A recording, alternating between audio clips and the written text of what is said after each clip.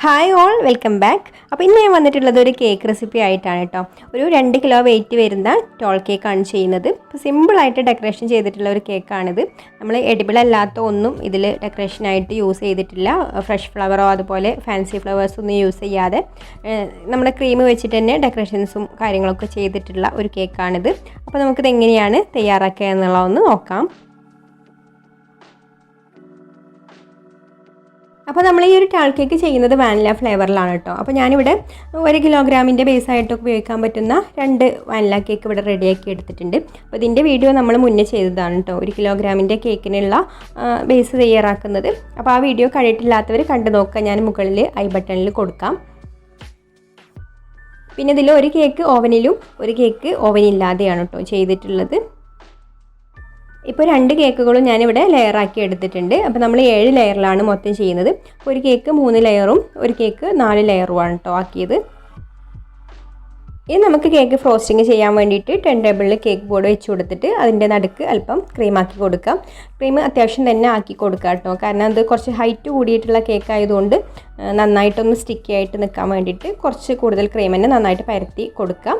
എന്നിട്ട് first layer cake വെച്ച് കൊടുത്തിട്ട് അതിന് ഷുഗർ സിറപ്പ് ഒഴിച്ച് വെറ്റാക്കി എടുക്കാം.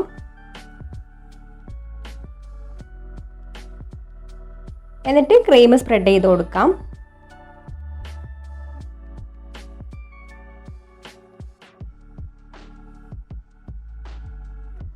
ഇനി സെക്കൻഡ് ലെയർ കേക്ക് വെച്ച് കൊടുത്തിട്ടും ഷുഗർ സിറപ്പ് ഒഴിച്ചൊന്ന് വെറ്റാക്കിയതിന് ശേഷം ക്രീം സ്പ്രെഡ് ചെയ്ത് കൊടുക്കാം. ഇനി നമുക്ക് ബാക്കിയുള്ള ലെയറുകളെല്ലാം ഇതുപോലെ തന്നെ വെച്ച് കൊടുത്തിട്ട് ക്രീം സ്പ്രെഡ് ചെയ്ത് കൊടുക്കാം. ഇപ്പോൾ നമ്മളിവിടെ 7 ലെയർ കേക്കും വെച്ച് കൊടുത്ത് ക്രീമൊക്കെ ആക്കി കൊടുത്തിട്ടുണ്ട് കേട്ടോ. ഇനി കേക്കിനെ ഫുള്ളായിട്ട് ക്രീം വെച്ചിട്ട് ചെറുതായിട്ടൊന്ന് ക്രം കോട്ടിങ് ചെയ്തെടുക്കാം.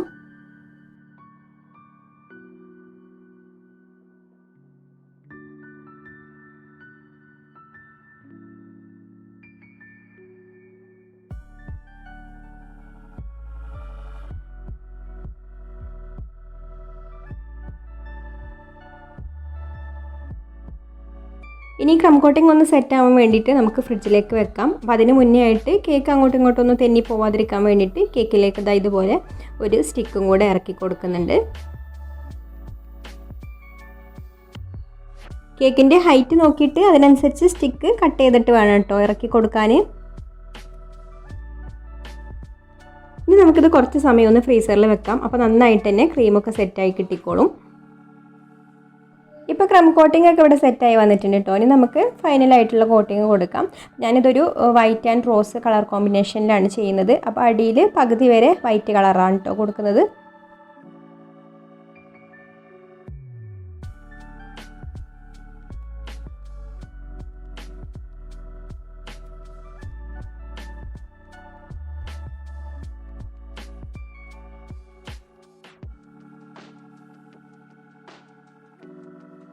അപ്പോൾ കേക്കിൽ ഈ ഒരു 2 കളറും വെച്ചിട്ട് ഫുള്ളായിട്ട് കവർ ചെയ്തെടുത്തിട്ടുണ്ട്. ഇനി നന്നായിട്ടൊന്ന് ഫിനിഷിംഗ് ആക്കിയെടുക്കാം.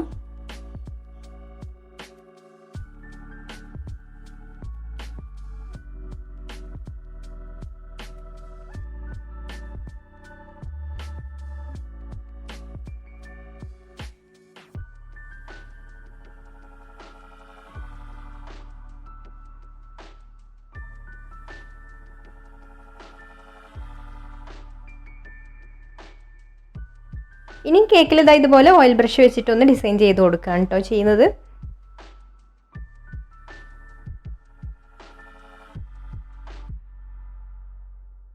ഇനി സൈഡിൽ ഇതുപോലെ കുറച്ച് ഗോൾഡൻ കളറിലുള്ള ഷുഗർ ബോൾസ് ഇട്ട് കൊടുക്കുന്നുണ്ട്.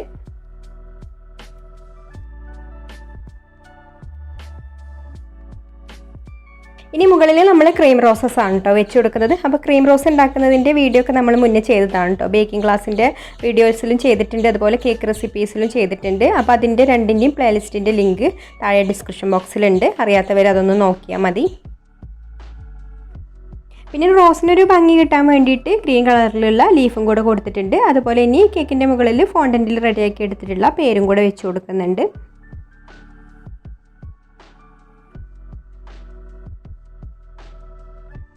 പിന്നെ ഗോൾഡൻ കളർ വെച്ചിട്ട് ഒരു ബോർഡറും കൂടെ ഇതുപോലെ കൊടുക്കുന്നുണ്ട് കേട്ടോ.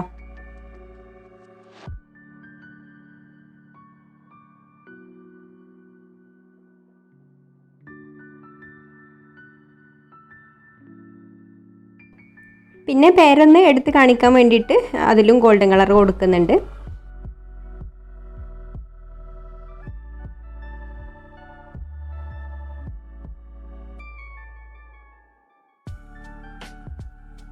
അപ്പോൾ ഇത്രയുള്ള സിമ്പിളായിട്ട് ഡെക്കറേഷൻ ചെയ്തിട്ടുള്ള ടോൾ കേക്ക് ഇവിടെ റെഡി ആയിട്ടുണ്ട്. അപ്പോൾ നിങ്ങൾക്ക് ഒരു വീഡിയോ ഇഷ്ടമായിട്ടുണ്ടെങ്കിൽ ലൈക്ക് ചെയ്യുക, ഷെയർ ചെയ്യുക, നിങ്ങളുടെ അഭിപ്രായങ്ങളൊക്കെ കമൻറ്റ് ചെയ്യുക. അതുപോലെ ഈ ചാനൽ സബ്സ്ക്രൈബ് ചെയ്യാതെ കാണുന്നവരാണെങ്കിൽ ഒന്ന് സബ്സ്ക്രൈബും കൂടെ ചെയ്യണേ. അപ്പോൾ ഇനി മറ്റൊരു നല്ല റെസിപ്പിയുമായിട്ട് അടുത്ത വീഡിയോയിൽ കാണാം. താങ്ക്